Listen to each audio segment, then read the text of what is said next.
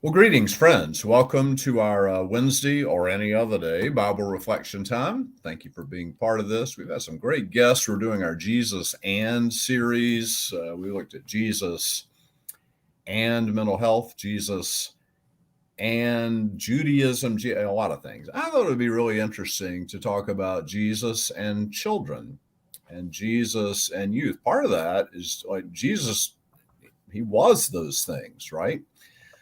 When God said, I want those people to know me, God became an infant, and then a child, and then an adolescent. And it's amazing.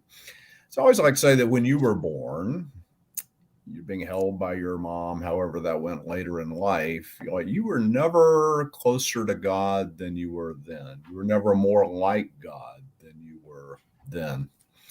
It's amazing. Psalm 139, this is a great one. Lord, the psalmist, you knew me in the womb. Jeremiah says, you called me from the womb. I always like to think about when I have pregnant women at church, that child's already worshiping, already being hauled to church. I give them communion, and I always want to say the body and blood of Christ given for y'all, right? The two of you, which is fun. Dorothy Day spoke about having a child, and she said her daughter was like a tiny evangelist, right? The child helped her toward God. That's amazing to think about. A lot of children in the Bible, Cain and Abel, they fight with each other. That's not good. Jacob's got a dysfunctional family. You get sibling rivalry. It's not like the ideal families there. God calls Samuel when he's just a boy. God calls David when he's just a boy out tending in the fields. Jeremiah, his response when God calls him is like, I'm only a kid. I'm only a youth. God said, no big deal. I can deal with that.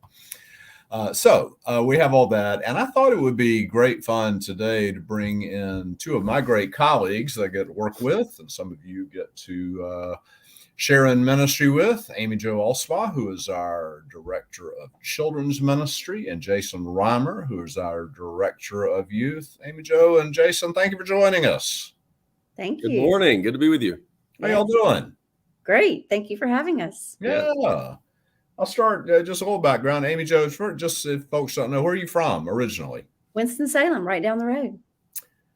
That's where my daughter is a pastor, the best preacher in our family. And you actually went, a lot of people don't know this, you actually went to divinity school. You got a divinity degree.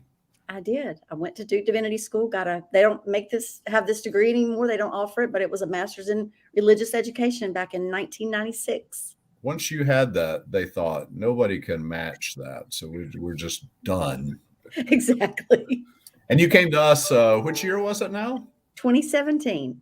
Golly, that's hard to believe. That's amazing. Mm-hmm. Well, you're doing great work with our children, our parents of children. Thank you for that. Jason Reimer, where are you from? From Haywood County, Canton, North Carolina.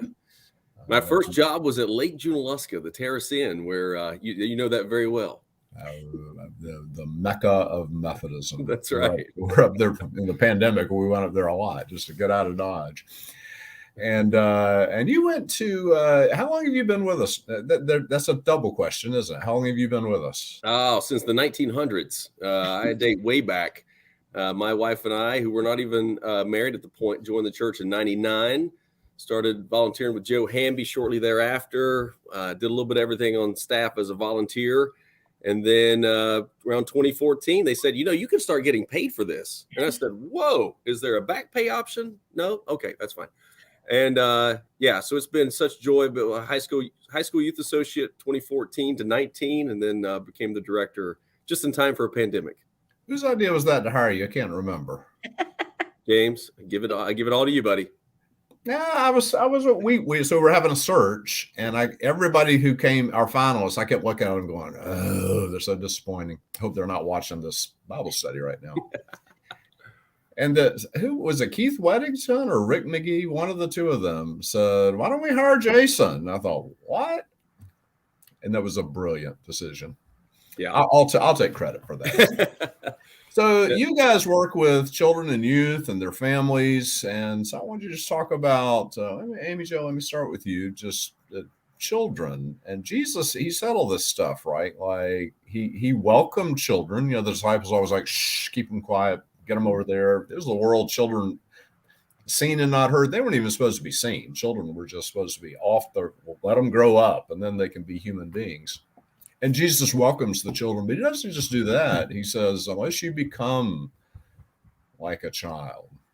Exactly. So And talk about that. We're talking about Jesus and children. he did. He always showed them kindness and love. And I think, just like you mentioned, I think most people are familiar with that verse in Mark 10. People were bringing the children to Jesus for him to place his hands on them, and the disciples rebuked them. And Jesus saw this, and it's one of the few times I think we see a lot of emotion from Jesus. He really became indignant and said, "Let those children come to me, and do not hinder them, for the kingdom of God belongs to such as these." And we have so many examples in the Bible, several that you mentioned, of children, David and Samuel. And you think about Mary and Joseph, they were young, and children are leaders. And children, even though they have such sweetness and such innocence, they have leadership qualities. And I think that's one thing that I appreciate about Myers Park, is we have the opportunity to let them be leaders and lead us to Christ. Now, Amy Jo, you just said children have this kind of sweetness. I preached on this before I had children. Like, become like children, like, oh, they're sweet, they're naive, they're wonderful, they're pure, they're kind. And then I had children. And having had children, I resonate. So Martin Luther, he was a monk, and then the Protestant Reformation came. He marries Katerina. They have 6 children in a hurry. And he came in the house one day, and it was total bedlam. And he said, "Lord, you said unless we become like children, why would you want us to be such idiots?" So children, they're not all pure and good. What's Jesus saying? Like, become like children. What is it about children? I think one of the reasons I say kindness and sweetness is, I think children, they don't see a lot of the things that we see as we grow up. They don't see color. They don't see gender. They don't see hate. They naturally love and care for one another. I think especially if you look at a toddler, when they see someone cry, another baby cry, they just go over and put their arms around them and hug them. Yeah, they don't blame them. They're like, they shouldn't be crying. Yeah. Right. That's what I mean about their kindness and their purity. And we should be like that. We should not see all the things that we grow to see as adults. I mean, I was sort of like Jesus, he's preaching the Sermon on the Mount. People forget about this. They think he's laying down the law, but he says, consider the lilies of the field, right? So children will do this. I remember when Nathan and Molly's daughter Cameron was born, Lisa and I went over there. And so Carter met us out in the yard, and he picked a little dandelion. He brought it to me like it was gold. Right. Children have that, like the future's not foreclosed. That grown-ups get so cynical, like be realistic, and children don't do that. And we need to try to recover some of that. They love to wonder, and their imagination is phenomenal. 2 of my favorite stories. I had a child who said to me one time, God's hands must be huge. And I said, what do you mean by that? And he said, well, how can he hold the whole world in his hands? And I thought that was fascinating. And then I had another child say to me one time, God and Adam must have stayed up all night long to name all of the animals and the flowers, and just their minds are incredible. I love the way they wonder about things. And then just the questions that they'll ask, like, is a homeless person, why can't they come live with us? Exactly. They can check us on our faith really easily about things like that. I love this. We know so little about Jesus' childhood, except when we assume he was like other kids of his day. He didn't have TV or technology or kind of a colorless life. They had to work around the house just to survive.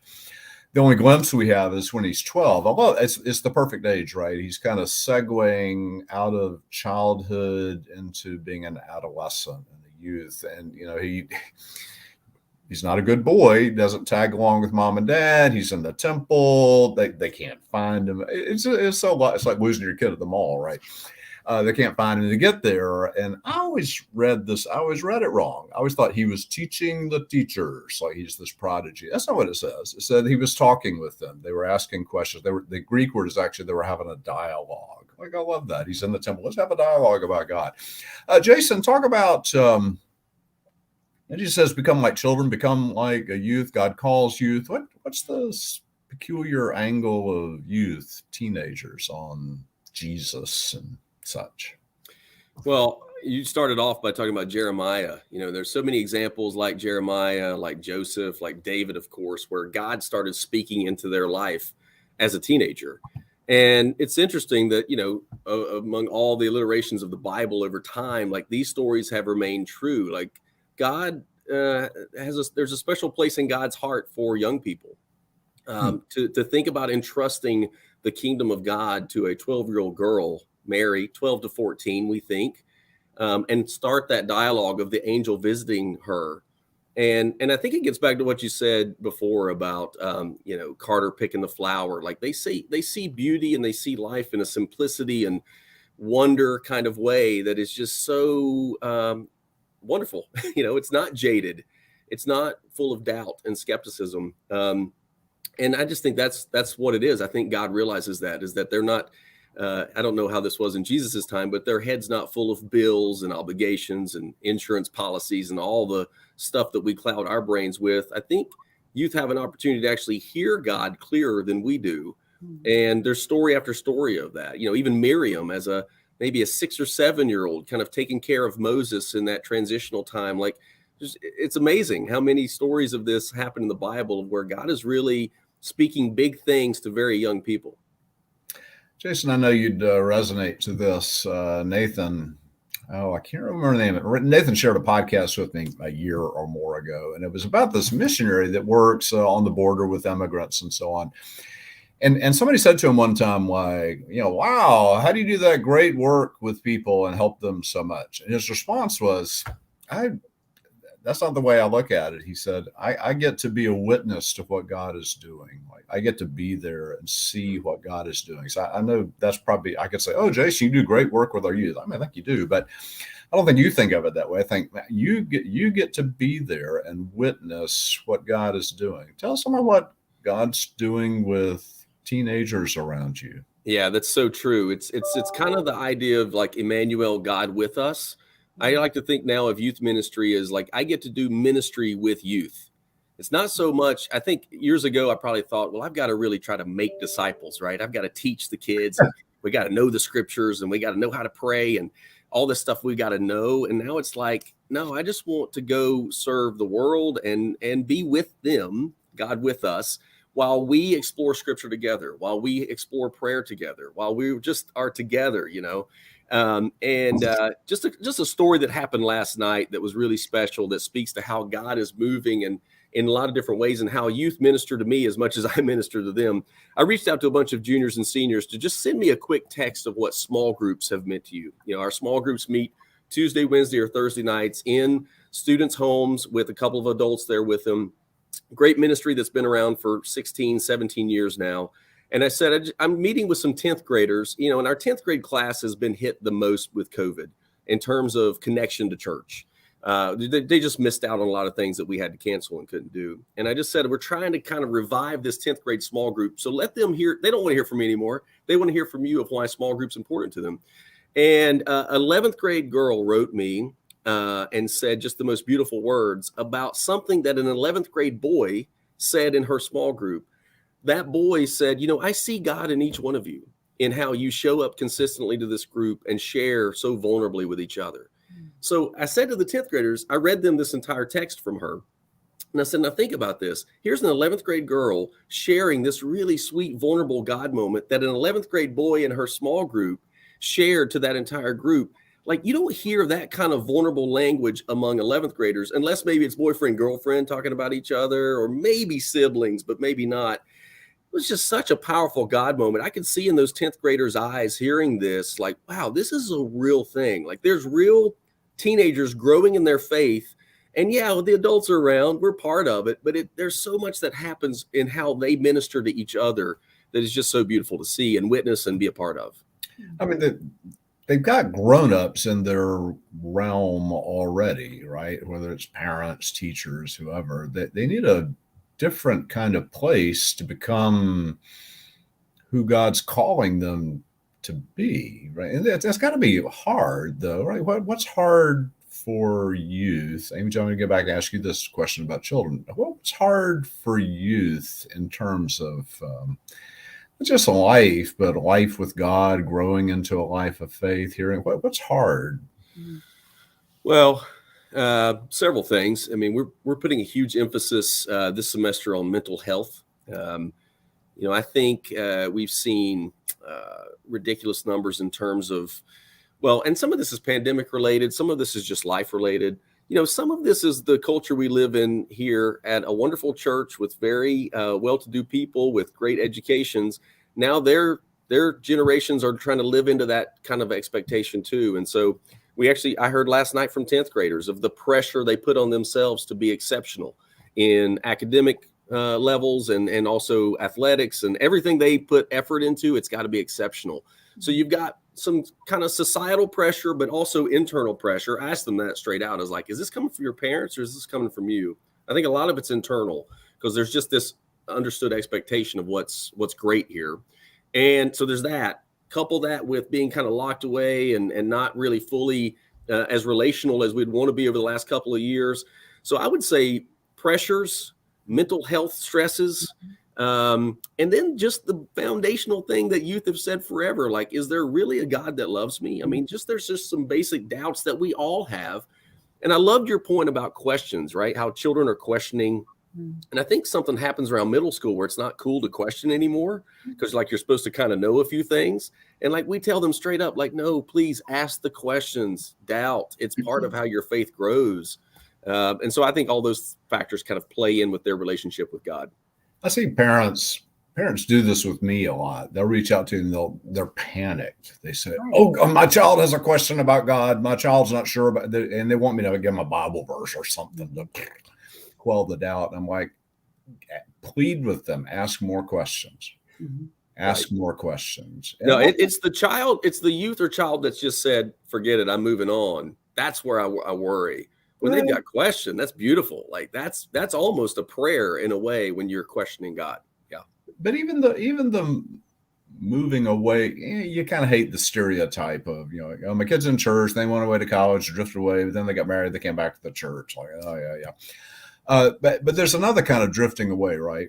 Where you just have questions. You say, I can live without church. I can live without God. But then I remember Julian Barnes, the novel, said, I don't believe in God, but I miss him, right? So you realize like something's missing.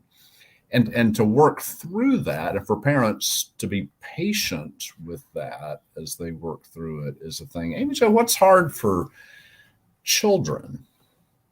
Well, I'm noticing that children are asking these questions at a younger age, the questions in our tween ministry, 4th and 5th graders. And I'm glad that they're asking them these deep questions at an earlier age before they're getting to middle school, because they're struggling. Taylor Barefoot, Reverend Taylor Pride Barefoot is helping lead our 4th and 5th grade, our 5th grade girls Bible study right now. And we asked one night our 5th grade girls what they're struggling with. And we asked them to describe their feelings one night. And I was surprised to hear them say words like stressed, overwhelmed, exhausted. And they're struggling with those things as 5th graders. And that broke my heart. I had a preteen say to me one time, can God make you happy? And to think that she would be unhappy just broke my heart. But we also asked these same 5th graders, how do they deal with these feelings of feeling overwhelmed and frustrated and exhausted?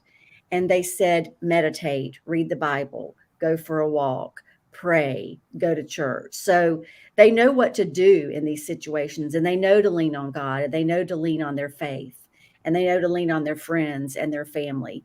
But it's scary to think that they're already wrestling with these things that I know when I was a 5th grader, never entered my mind to wrestle with at a younger age. And I do think Jason's right. A lot of it is expectations of perfectionism. And I think the expectations of doing well in school come at an earlier age. And it's a lot, but they're wrestling with it, but they're also strong in their faith. Oh, it's just so depressing. I don't know why I remember this. My daughter Sarah was a little girl. She was a really good singer. And so my music director up in Davidson had her for Christmas Eve sing the first stanza of Once in Royal David City up in the balcony. She was maybe 8 or 9. I don't know. Anyway, so she sang and I was waiting for her. She came down out of the balcony and it was beautiful. And she was in tears. She was like, I missed a note. She was so angry at herself. And I thought, what the hell was that? So I told one of my longtime friends that. I said, I've never criticized her. She said, she learned how to be that way from you. Like, what chance do you have? Anyways, Jesus is so interesting. When Jesus comes, like he sees these fishermen, right? And he doesn't say, bless your fishing business. I'll be back to see you next year. Jesus says, follow me. So they leave their nets. They leave that life behind, and they're in this new community with a different set of ideals and everything. I mean, seems like what church ought to try to do for everybody, but certainly for children and youth, is provide an alternate world they can live in. So it's like, we're going to help you be more successful. We're going to help. That's not our shtick. It's like, we have a different way. We have a friend. Talk about, is that something we can try to do? I think Jason will agree with this. I think Jason and I both agree that we want this to be their safe place to lay their heads. We want this to be the place that is a sanctuary for them. This is a place where they feel like they belong and they can come just be themselves and know that they belong. Am I right, Jason? Well, you guys have both hit the two key words to talk about with this, and it's community and belonging. There's been a big shift in youth ministry over the last 30 years to make it more relational and about belonging. Years ago it was about programming and what was going to entertain, but yet also try to teach them the word or whatever like that. And now it's like if kids don't really have a safe place that they can trust people to come and share, no matter how fun the games are or how great the teaching is, they're not going to show up. They've got to feel a sense of community. And again, that happens from us. They got to trust us, but it really comes from their peers as much as anything else. If they have a friend there, it's going to make a big difference. I was having some conversation with a dear friend of all of ours. I'll leave her name out, but whose child's away at boarding school. And it's like, how do we still create community and connection with someone who's schooling in another state? And I referenced another child who's off at boarding school. And I said, we see that kid at the Christmas tree sale. We see them a little bit when their school gets out before our school in summer starts.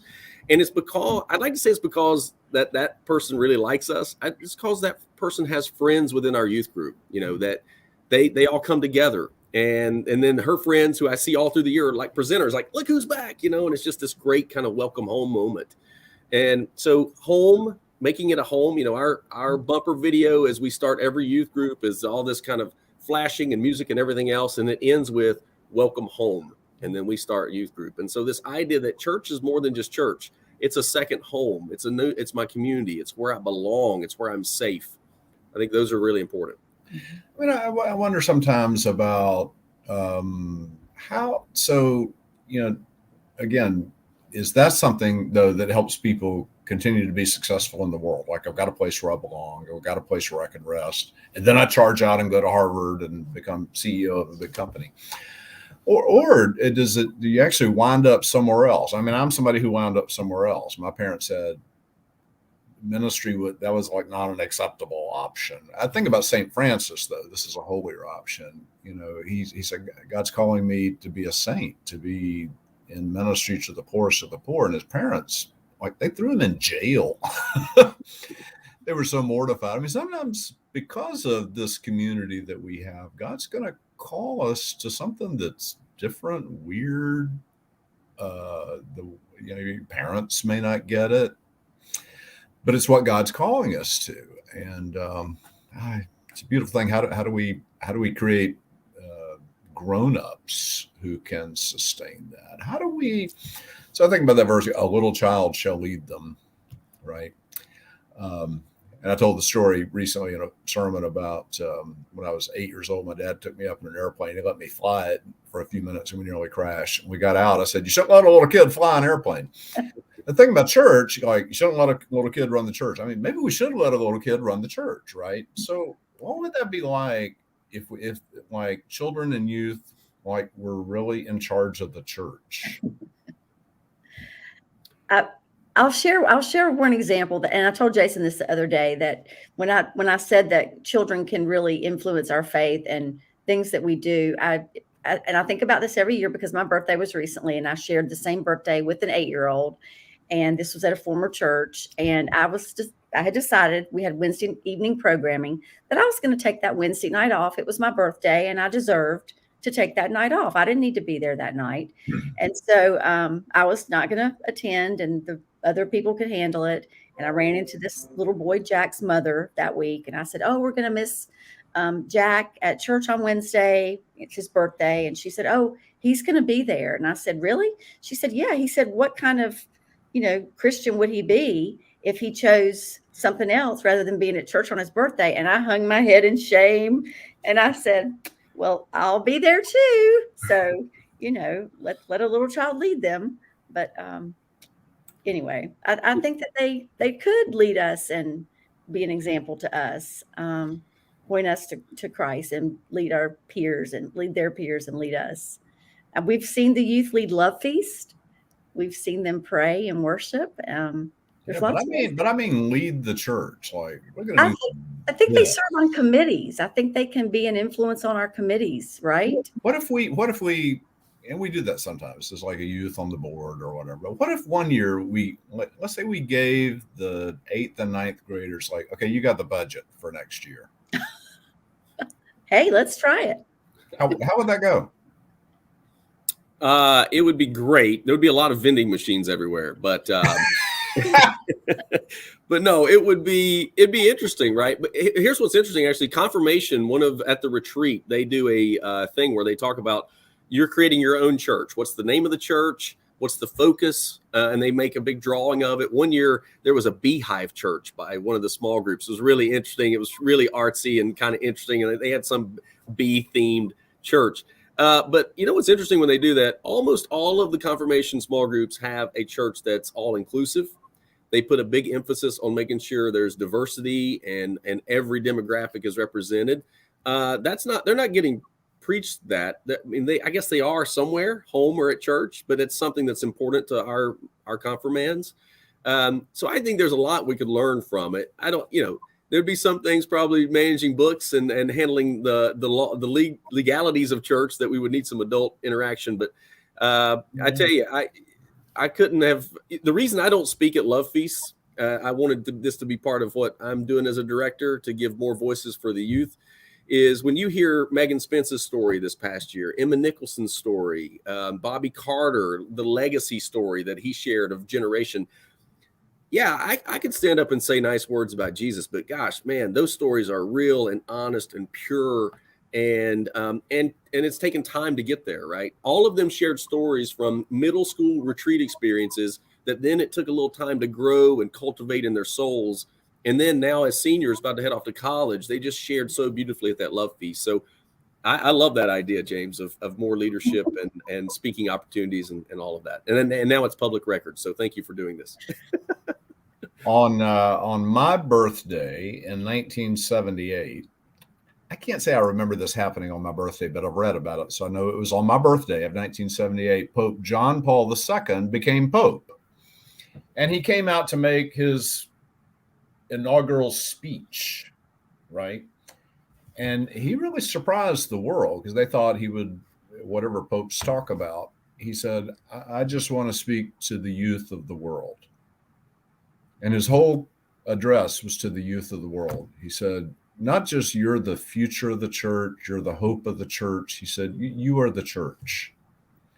It was a powerful thing. And I've read that over several times, and I'm really struck by that. Like, in such a moment, he's been entrusted with the worldwide church. I mean, it's pretty big. And he says, let's talk to the kids. Like, you're the church. Yeah, that was just a beautiful thing. Guys, thank you for joining us today. I mean, we could talk forever about these things, of course, but we're at our 30-minute limit. But I appreciate you being here. Appreciate your great work with our children and youth and families. And we promise to support you in prayer, and you pray for everybody else. We're the church. You're the church. We're the church together. and it's a great thing. So thank you so much.